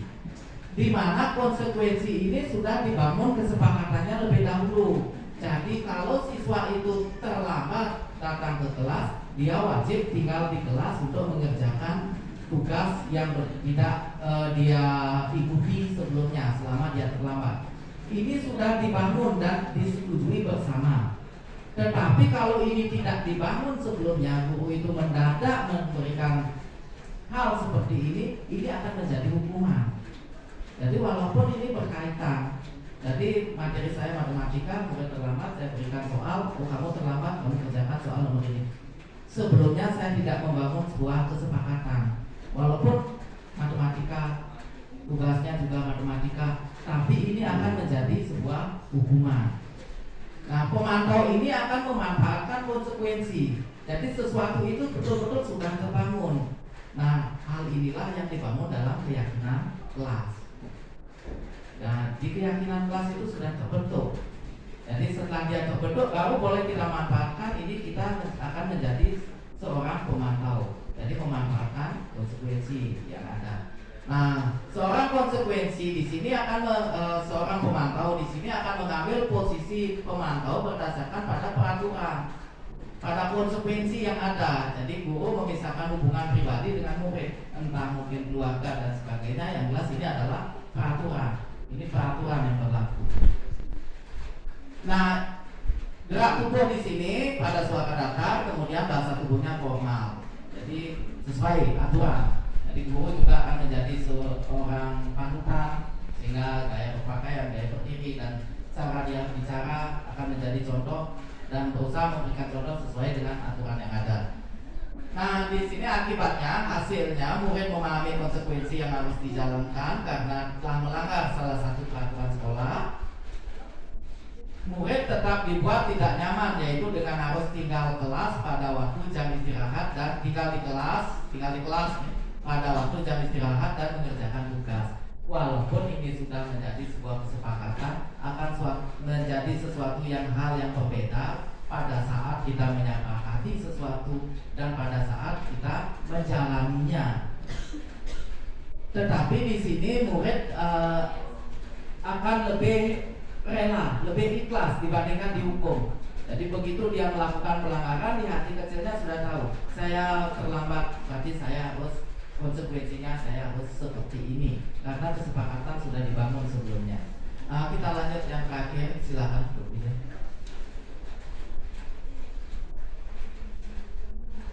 Nah, ini adalah yang terakhir, posisi kita sebagai manajer. Saya masih di kasus Adi. Nah, di sini saya buat sebuah percakapan tentang kasus Adi tadi, jadi keterlambatan Adi. Pada posisi ini, wali kelas atau guru akan bertanya kepada Adi, Adi, apakah kamu mengetahui jam berapa sekolah dimulai? Itu pertanyaan awal guru sebagai manajer. Jadi dari pertanyaan itu, guru itu seakan-akan tidak menuduh kesalahan Adi, tidak langsung menunjuk bahwa Adi itu salah. Kemudian Adi menjawab, tahu Bu, jam 7.00. Nah, itu jawaban Adi. Nah, guru kemudian memberikan komentarnya. Iya, jadi kamu terlambat. Kira-kira bagaimana kamu akan memperbaiki masalah ini? Nah, baru guru menyampaikan bahwa Adi terlambat dan memberikan kesempatan kepada Adi untuk memikirkan bagaimana kira-kira dia akan memperbaiki masalah ini. Nah, Adi menjawab, saya bisa menanyakan teman saya Bu untuk mengerjakan tugas yang tertinggal. Nah, guru memberikan tanggapan, baik, itu bisa dilakukan. Apakah besok akan ada masalah untuk kamu untuk bisa hadir tepat waktu ke sekolah? Nah, itu pertanyaan umum selanjutnya, karena Adi memberikan komentar untuk hari ini. Apakah itu akan berlanjut berikutnya terkait bahwa Adi ini sering melakukan sering terlambat datang ke sekolah. Kemudian Adi menjawab, tidak Bu, saya bisa hadir tepat waktu. Nah, guru memberikan tanggapan, baik, saya hargai usahamu untuk memperbaiki diri. Ini betul-betul kalau kita lihat adalah suatu kondisi yang ideal. Jadi betul-betul pendekatan guru yang ideal. Nah, posisi di mana guru berbuat sesuatu bersama dengan murid, mempersilahkan murid mempertanggungjawabkan perilakunya, mendukung murid agar dapat menemukan solusi atas permasalahannya sendiri. Murid diajak untuk menganalisis kebutuhan dirinya maupun kebutuhan orang lain. Di sini penekanan bukan pada kemampuan untuk membuat konsekuensi, bukan untuk membuat suatu aturan, namun dapat Saatnya jam berkolaborasi. ketiga dimulai. Jadi kolaborasi antara guru dengan murid It's time to bagaimana begin. memperbaiki kesalahan yang ada. Jadi ini sudah menjadi suatu kesalahan, bagaimana usaha kita untuk memperbaiki kesalahan ini. Nada suara tulus, bahasa tubuh tidak kaku dan mendekat ke murid.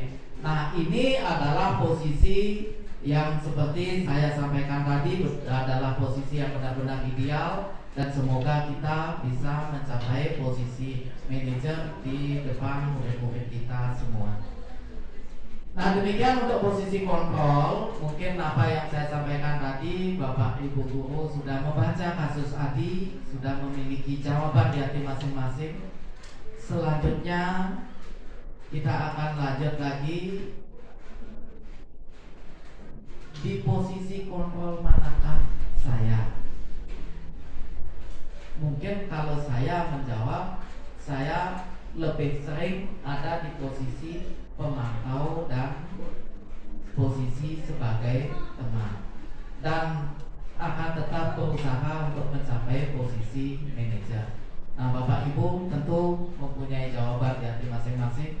Di posisi manakah saya berada, dengan mempertimbangkan apa yang terjadi pada kasus Adi tadi. Kita lanjut sekarang seperti apa yang disampaikan Bu Lija. Jadi ada segitiga restitusi. Ini kaitan juga masih dengan hukuman, kemudian konsekuensi dan restitusi. Segitiga restitusi merupakan sebuah segitiga yang dapat dilakukan sebagai proses menciptakan kondisi menuntun murid. Jadi untuk memperbaiki kesalahan-kesalahan yang mereka lakukan dan membangun diri mereka untuk bangkit dari kesalahan-kesalahan tersebut. Jadi bagaimana proses kita itu akan terjawab dengan segitiga restitusi.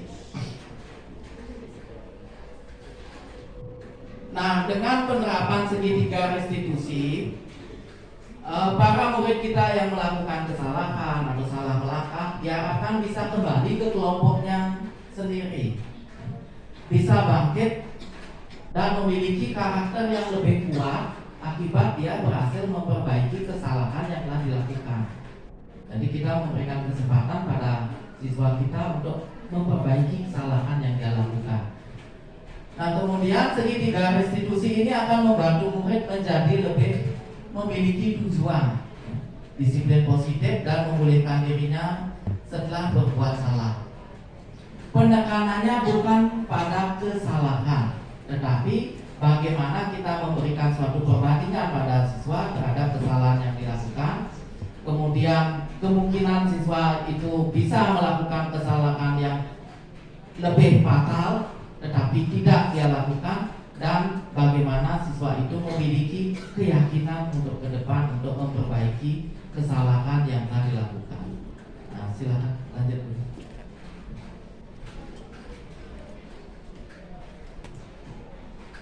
Segitiga restitusi membantu murid untuk jujur pada diri sendiri, mengevaluasi dampak dari kesalahan yang dilakukan. Segitiga restitusi memberikan penawaran, bukan paksaan. Jadi di sini guru sifatnya mendampingi siswa, memberikan penawaran terhadap kesalahan yang dia lakukan. Awalnya memberikan dukungan, membangkitkan siswa, kemudian kita menawarkan beberapa solusi dan mempersilahkan siswa untuk menemukan solusi untuk memperbaiki dirinya sendiri. Silakan lanjut.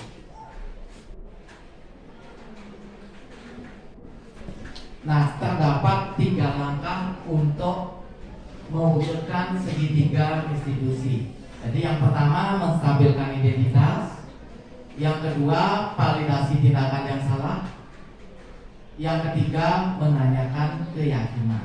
Nah, ketiga langkah inilah yang menjadi fondasi kuat pada restitusi yang dibuat dalam bentuk segitiga sehingga disebut dengan segitiga restitusi. Silakan lanjut.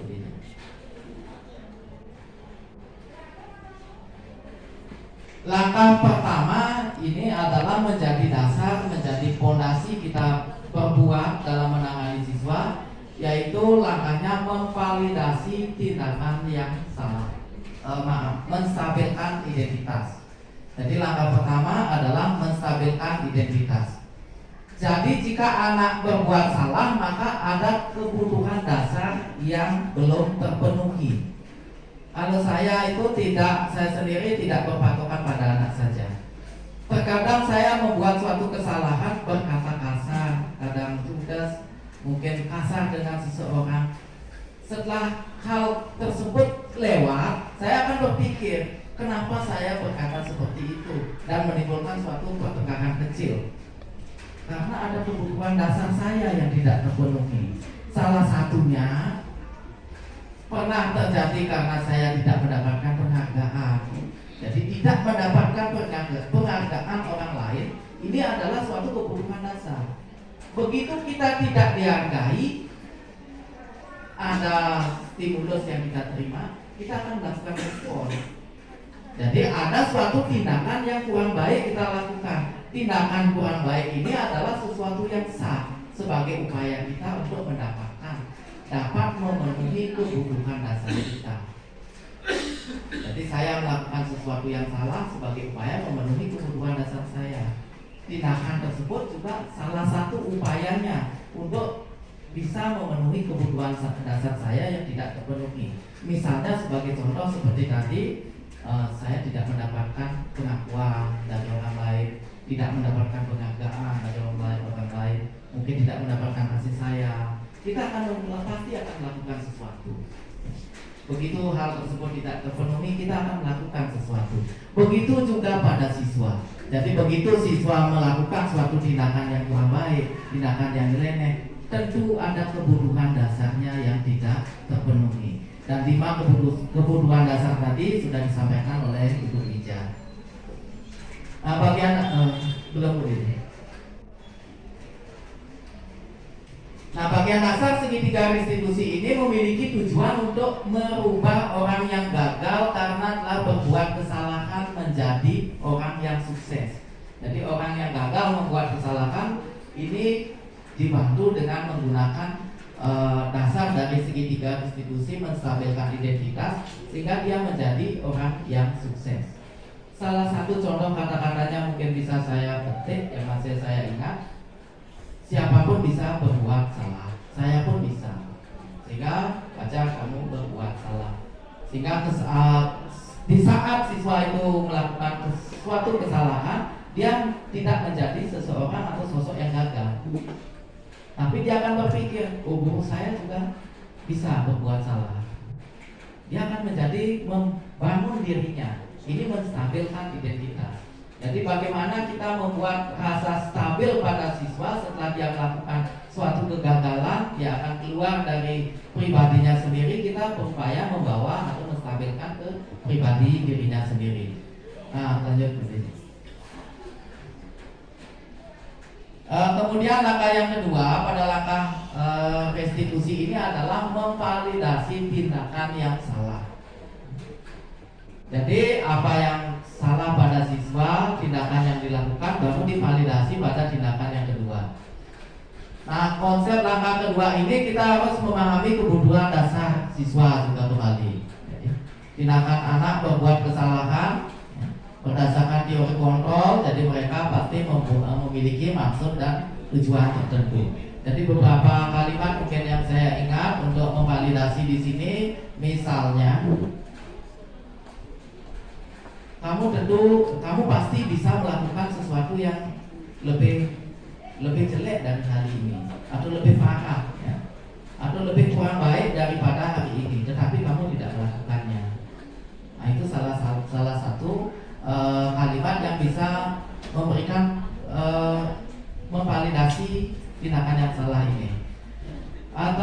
bisa dilakukan dengan hal seperti ini.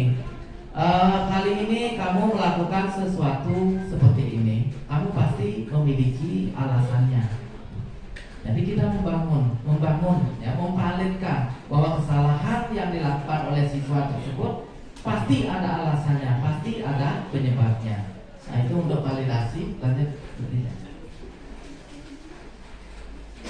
Dan yang ketiga, ini sebagai langkah terakhir adalah menanyakan keyakinan. Nah, pada proses menanyakan keyakinan ini adalah proses kaitan teori kontrol. Jadi pada posisi guru mengambil posisi sebagai posisi manajer. Jadi di sini kita bersama-sama membangun siswa tersebut, siswa yang sudah melakukan kesalahan, yang sudah kita validasi kesalahannya, kemudian kita bangun lagi sehingga dia menjadi pribadi yang sukses dengan menyepakati penyelesaian berdasarkan keyakinan yang sudah kita sepakati bersama. Nah, demikian Bapak Ibu untuk penyampaian kami di tugas kami di CGP, jadi modul 1.4 masih di modul 1 kaitan dengan disiplin positif. Mungkin dari Ibu Wija ada hal yang ingin ditambahkan lagi, kami persilakan.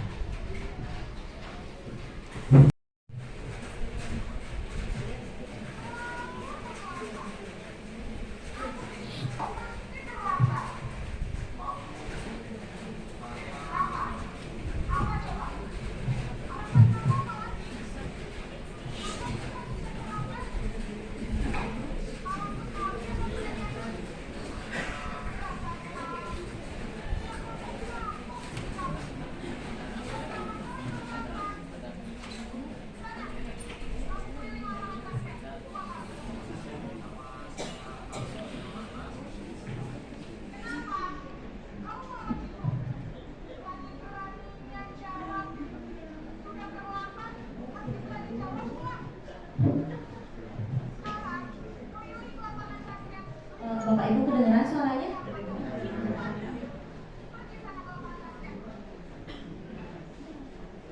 Nah, jadi itu adalah salah satu contoh pembuku di mana biasanya kita belum apa-apa, kamu gitu. Jadi tangannya sama matanya refleks. Duja pun juga sering, wah pas nonton ini, wah Duja banget gitu.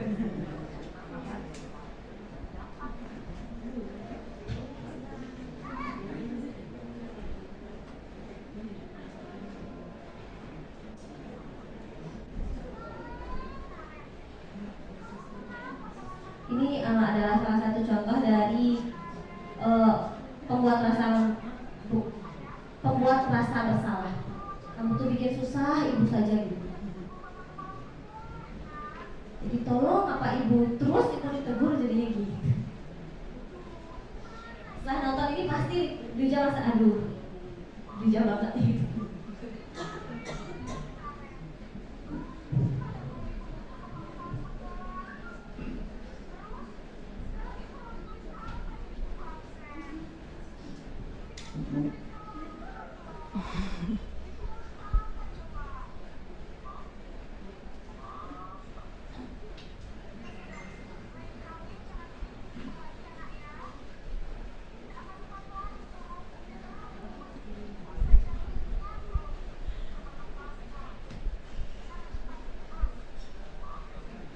Ya, jadi ini pembuat rasa bersalah. Jadi kamu ini buat ibu jantungan saja.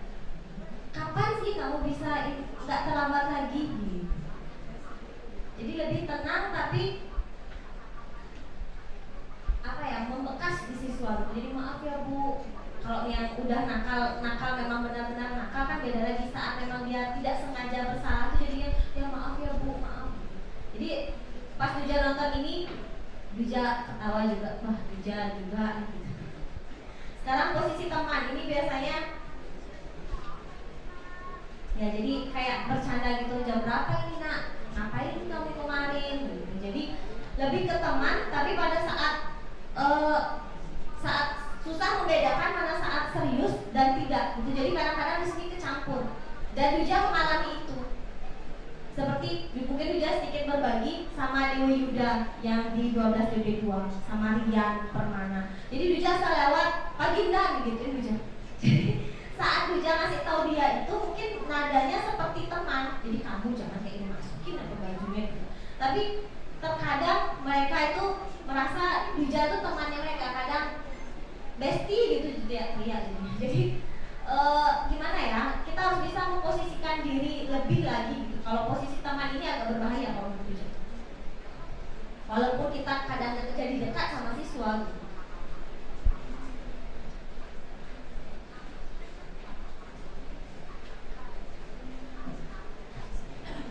Nah, kalau pemantau ini pasti Bapak Ibu sebagian besar pasti pemantau bagaimana aturannya, kemudian bagaimana cara kita menyikapi, ini aturannya gimana, seperti apa. Jadi seperti yang sudah Duja sampaikan dan sudah Pak Mas sampaikan, bagaimana kita membuat keyakinan kelas dan kesepakatan. Yang seperti sudah tadi disampaikan, jadi intinya adalah bagaimana kita belajar untuk membentuk atau menerapkan segitiga restitusi. Jadi itu saja Bapak Ibu yang bisa Duja sampaikan dengan Pak Nah.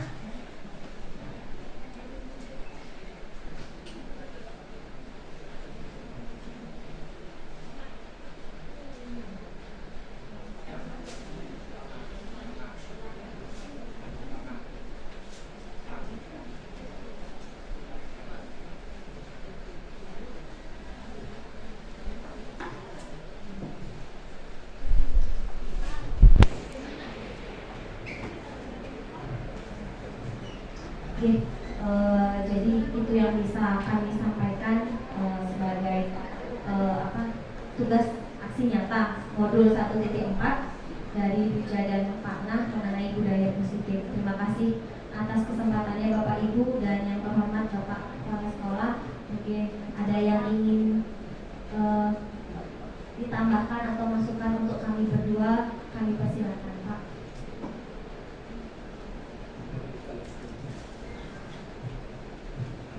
Semua Bapak Ibu Guru Sarasani, Om Swastiastu. Assalamualaikum warahmatullahi wabarakatuh. Di Kukujan itu ada Bapak Ibu? Ya, ini bisa terbaca. Oh ini ada. Ini. Apa ada semua dibangun? Apa ada? Oh ini. Aku boleh ini bekerjaan Bapak Ibu. Jadi sebenarnya Bapak Ibu, karena terkadang kapan saatnya kita harus men-stretching diri kita, kapan saatnya longgar dengan baik mungkin. Sama juga di rumah, kapan saatnya bangun pagi, kapan saatnya kita agak kedik gitu. Sama ketika dia kurang ada pisan, karena kita memang berharap ke depannya nih di SMA Sodawan ini memang harus bangkit ya Bapak Ibu. Ini yang saya harapkan, yang yakin juga menjadi keinginan Bapak Ibu. Demen raga ngelah sekolah luwung sapunika. Pasti ke demen raga meduri siswa sani adem, sani bagus, sani punya semangat yang tinggi kan. Yang saja sudah berumur 57, mungkin 60 dan mungkin 60 tahun dan ada semangat Bapak Ibu. Yang yakin Bapak Ibu memiliki semangat yang jauh lebih tinggi dari dia. Cuman mungkin kurang didorong malih kan. Terutama yang muda-muda nih. Yang yakin berike semangat itu bukan saja semangat untuk ke sekolah, semangat juga di rumah Bapak Ibu, semangat juga menasihati keluarga kita di rumah, karena semangat itu secara simultan ya, keluarga di rumah menasihati diri sendiri itu penting, self control, self management itu penting banget ternyata Bapak Ibu. Bagaimana memanage diri ini penting banget. Kurang gitu. Nah kalau sudah begitu ini akan semua menjadi stungkare becik di rumah, becik di sekolah, becik di masyarakat satu gitu. Ini penting banget nih. Yang berat ini ampuran kalau selama ini mungkin yang selalu tidak berkenan di hati Bapak Ibu, nanging kita mantap ngajak benar-benar asiki ngayah sesuai dengan kita dumun. Waktu kita menjadi CPNS pun biasanya biar menjadi PNS gitu. Nah kayak makin meskipun sekarang udah mau pensiun gimana lagi, tapi tetap semangat Pak Ibu seperti itu.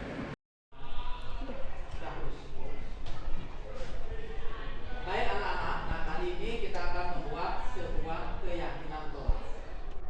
Jadi untuk memulai sebuah budaya positif di sekolah itu perlu diawali dengan suatu kesepakatan keyakinan kelas. Jadi dulu namanya kesepakatan kelas, sekarang keyakinan kelas. Nah, kenapa keyakinan kelas ini penting? Ini adalah suatu kesepakatan dari kalian, dari saya, dan semua warga di sekolah. Sehingga suatu keyakinan ini yang kita yakini secara universal itu bisa dipertanggungjawabkan. Karena ini kalian yang menyusun. Misalnya satu contoh tentang kehadiran. Nanti mungkin ada salah satu yang menjawab hadir tepat waktu, tidak terlambat. Dalam penyusunan keyakinan kelas ini kalian menggunakan yang pertama, jadi ini keyakinan kelas.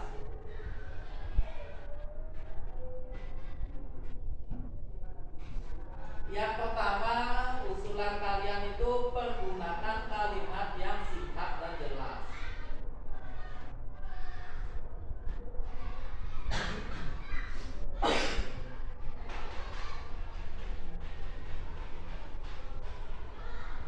Yang kedua, pergunakan kalimat positif, ya.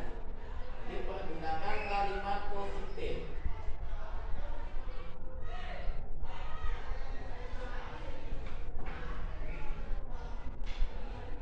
Yang mana itu kalimat positif? Misalnya dalam kehadiran, tidak terlambat itu adalah kalimat negatif.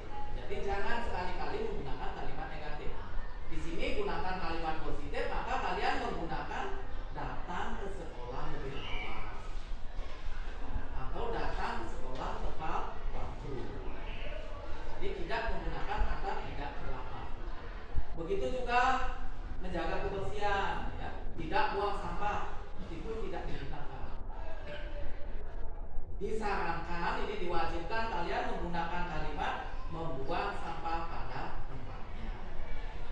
Menjaga kebersihan kelas, nah, seperti itu, kalimat-kalimat seperti itu, ya. Terus mengenai tugas, ya, tidak mengerjakan tugas itu bukan itu yang diminta, tapi kalian mengerjakan tugas dengan baik, mengerjakan tugas tepat waktu. Nah, seperti itu yang diminta contohnya, ya. Itu kita menggunakan kalimat positif. Nah, langkah penyusunan keyakinan kelas ini akan dimulai dari usulan kalian. Jadi silakan kalian usulkan tentang keyakinan kelas yang kalian inginkan sehingga tercipta suatu kebudayaan positif, budaya positif di kelas ini, ya. Nah, setelah kalian usulkan ini, kita akan kumpulkan poin-poinnya yang strategis, kemudian kita akan simpulkan berdasarkan kebijakan universal yang kita yakini bersama, ya. Apa itu kebijakan universal ini? Misalnya datang ke sekolah lebih awal. Misalnya ada di sini banyak teman menjawab datang ke sekolah tepat waktu, datang ke sekolah lebih awal, terus selalu datang ke sekolah. Nah, ini kita simpulkan datang ke sekolah lebih awal. Nah, dari kesimpulan beberapa jawaban kalian, ya. Nah, bagaimana teknis kalian menjawab? Di sini saya akan bagikan kembangannya. Silakan kalian tulis masing-masing. Terus setelah kalian selesai menulis, langsung pada cetak Pak.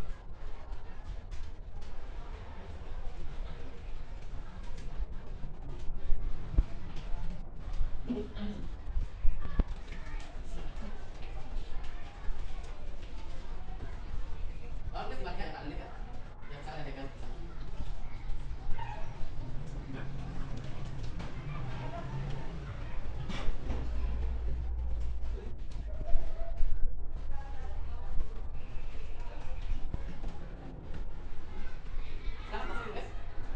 Jadi apa yang kalian inginkan tentang kondisi belajar, kondisi lingkungan sekolah yang ideal sehingga tercipta budaya positif di kelas ini. Nanti keyakinan kelas ini akan kalian bertanggung jawabkan. Ini kalian yang mengusulkan. Seperti tadi contoh saya datang sekolah lebih awal. Itu suatu saat nanti kalian terlambat, kalian akan dekat. Saya dengan saya bertanya, nanti kamu kenapa? Maka saya terlambat. Nah, terus yang salah adalah kesalahan yang bisa terjadi. Nah, bagaimana kalau nanti depannya tidak terlambat seperti ini? Keyakinan kelas yang mana yang tidak bisa terlambat? Kalian akan bertanya. Ini keyakinan kelasnya.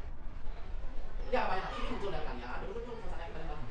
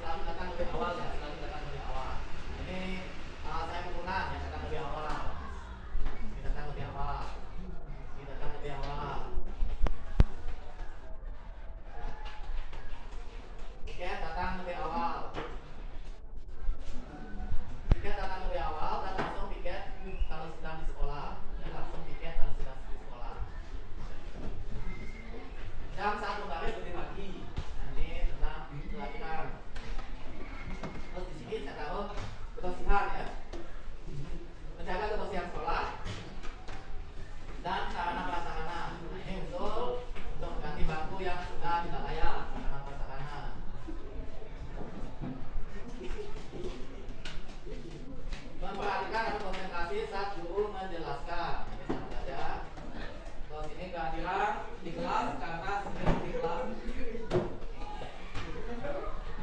Pelatihan kelas. Kita belajar ya, tadi saya baca. Selalu ada tepat waktu.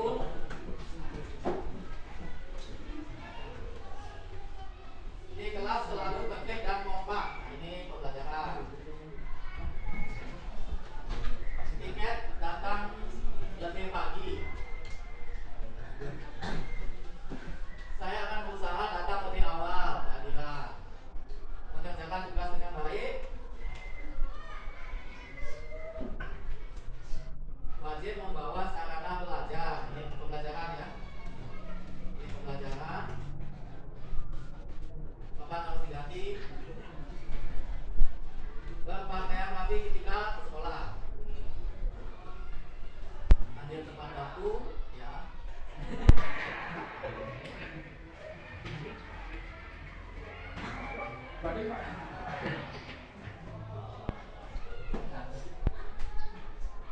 Saya simpulkan hadir tepat waktu. Semangat belajar.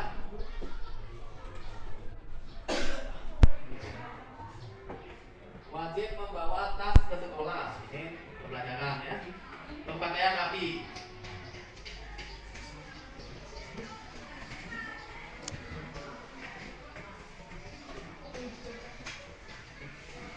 Berpakaian rapi ketika ke sekolah. Berbicara yang sopan kepada guru. Ini saya bawa ke pembelajaran. Kehadiran di kelas. Ini pembelajaran. Sudah?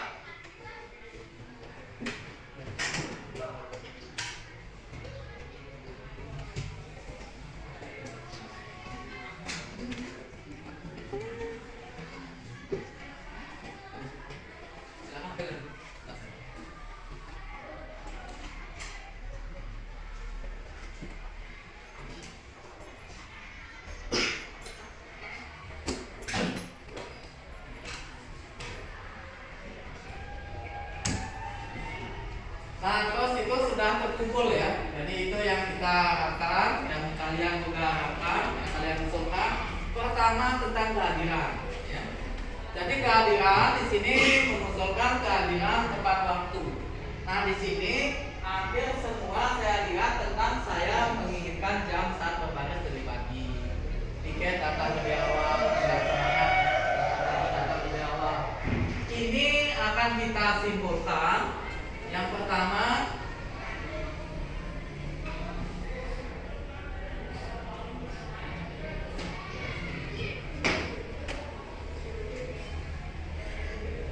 datang lebih awal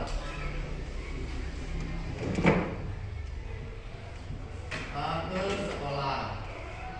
Itu yang pertama ya. Terus yang kedua, nah ini tentang sarana prasarana sekolah, kayak papan, kemudian ada meja. Nah, di sini akan kita simpulkan yaitu menjaga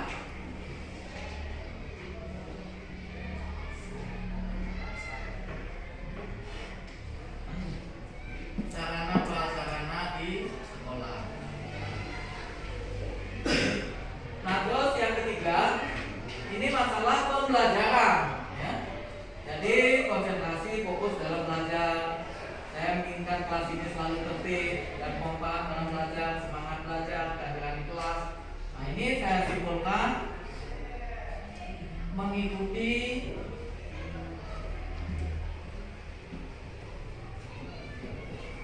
pembelajaran dengan baik. Nah, itu kesepakatan atau keyakinan kelas kita.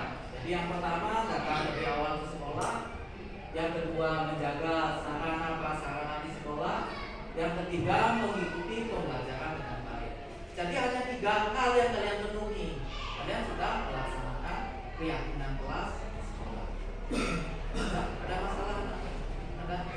Kira-kira ada masalah dari 3 hal tersebut? Ada? Ya, kalau tidak ada, nanti dari keyakinan kelas ini saya akan printkan, kemudian kita tanda tangani bersama sebagai bentuk kalian mempertanggungjawabkan apa yang kalian usulkan, apa yang kalian inginkan. Ya. Terus nanti akan kita tempel di kelas ini.